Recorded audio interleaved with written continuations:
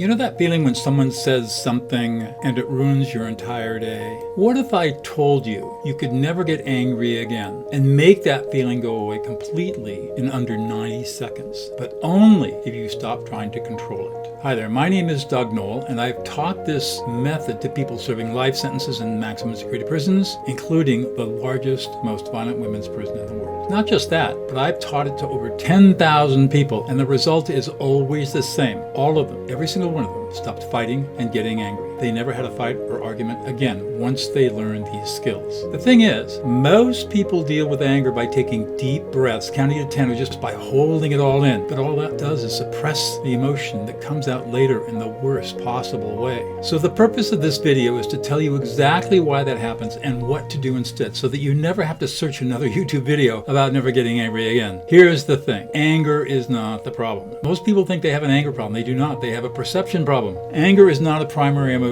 It's a signal that something underneath has been activated. When someone triggers you, what is actually firing is one of 7 core emotional layers: anger, disrespect, fear, abandonment, embarrassment, disgust, or sadness. The reason you cannot stop getting angry is because you're treating the alarm as the fire. You're trying to manage the reaction instead of understanding what set it off. Until you can identify the actual emotion underneath, the anger will keep coming back. And here's what makes this actually very interesting. The emotion underneath your anger is almost never what you think it is. In fact, most of the time when people think they're angry, they're actually feeling something completely different. Let me show you what I mean. When someone says something that triggers you, a part of your brain called the amygdala fires within milliseconds. It doesn't care whether the threat is real. It only cares that it detected a threat. It really can't tell the difference between a saber-toothed tiger and an insult. Once it fires strongly enough, it floods your prefrontal cortex, the part of your brain responsible for judgment, perspective, rational thinking, and emotional self-regulation. And at that point, all of that goes offline. No more logic, no more rationality, no more self-regulation. You are running entirely on your early childhood programming. This is not a character flaw. It's a brain event, and it happens to every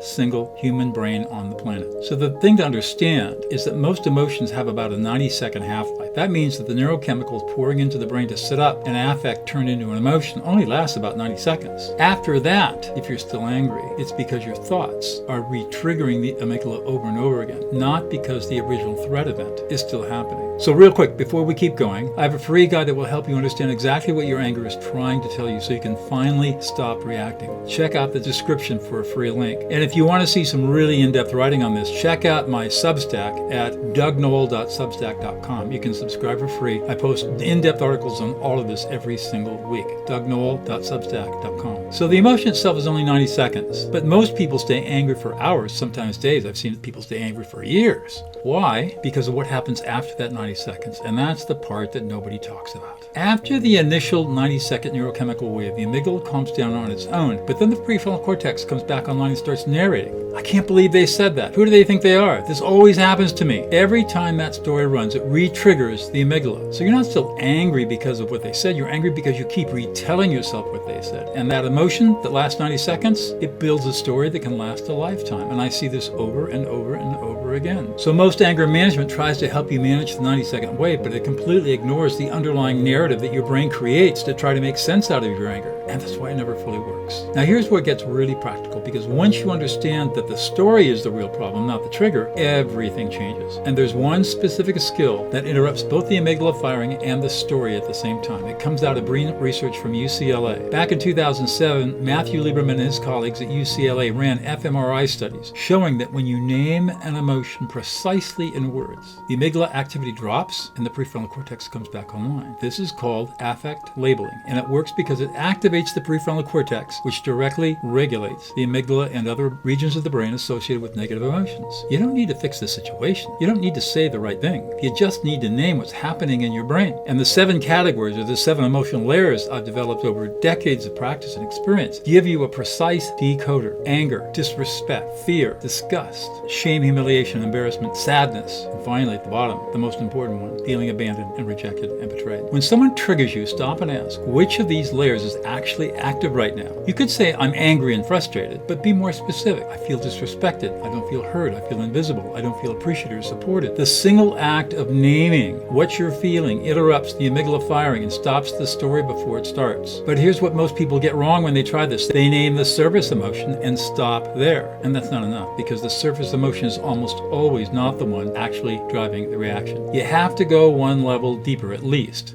So let me show you what that looks like. So let's take a typical example. Most people get angry and they feel anger, but underneath that anger is almost always one or more of the vulnerable emotions like disrespect, fear, or abandonment, or sadness. The coworker who dismisses your idea in a meeting, surface emotion is anger. Underneath, the coworker feels disrespect. The partner who forgets something important, surface emotion is anger. Underneath, abandonment, the fear of not mattering. The boss who micromanages every decision, surface emotion is frustration. Underneath, disrespect, fear of being seen as incompetent. When you name the deeper emotion instead of the surface one, two things happen. Your amygdala calms faster, and you understand what you actually need in that moment, period. It's not therapy, it's neuroscience. You're giving the brain specific input it needs in order to self-regulate. So before we go further, if you want to take what we're covering in this video and actually apply it to real conversations you are dealing with, I have a free masterclass called How to Stop Any Fight in 90 Seconds. It goes deeper than the video, walks you through the full method step by step, and gives you the exact words to use in the moment. It's the exact framework I've used to teach over 10,000 people how to do this. The link's in the description. Now, once you can do this for yourself, something else becomes possible. And this is the part that completely changes how other people affect you. Because once you understand what is happening in your own brain, you can do the same thing for the person who triggered you. And when you do, they stop being a threat entirely. When someone comes at you with anger, criticism, or hostility, or maybe they're just directly insulting you, their amygdala is flooded. They're not thinking clearly. They're not in control of what they're saying. They are running on learned behaviors in childhood. The reason their behavior triggers you is because you are responding to their words. Their words are coming from a flooded brain. They have nothing but neurological noise going inside of them. The skill, you have to learn how to ignore that noise. Ignore the words. Read the underlying emotion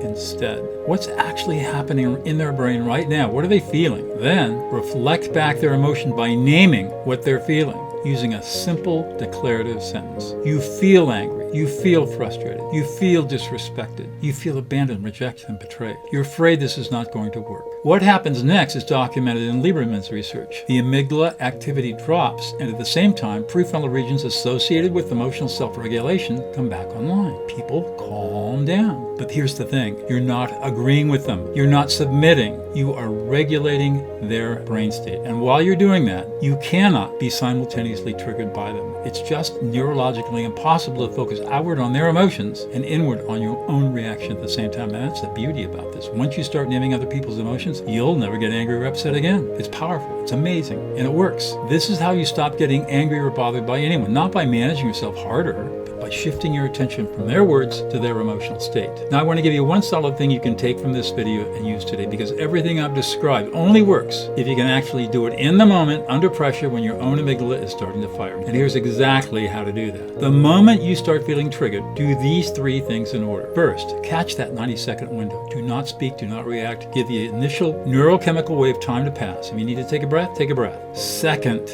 name the emotion underneath the surface reaction you're experiencing. Not that I'm angry. Try to be more specific. Use the 7 layers: anger, disrespect, fear, disgust, shame and humiliation, sadness, abandonment. Then shift your attention outward. What emotion is the other person experiencing right now? Name it silently. Then reflect it back if the situation calls for it. Simply reflect it back by saying, you feel. Not I statements. Nope, don't ask questions. Just a simple statement. That's the complete move. It takes less than 90 seconds, and it works every single time. Not because it's a communication trick, but because it's working directly with how the brain processes threat and emotion. Every person who has learned this has stopped having fights and arguments forever. The trigger does not disappear, but the reaction does. And without the reaction, there is nothing to be angry about. And 2 things before you go. First, I have a book that will show you exactly how to stay calm and control when anyone around you is angry, upset, or losing it. No more second guessing or walking away or wishing you'd handle it differently. The link to the book is in the description. Second,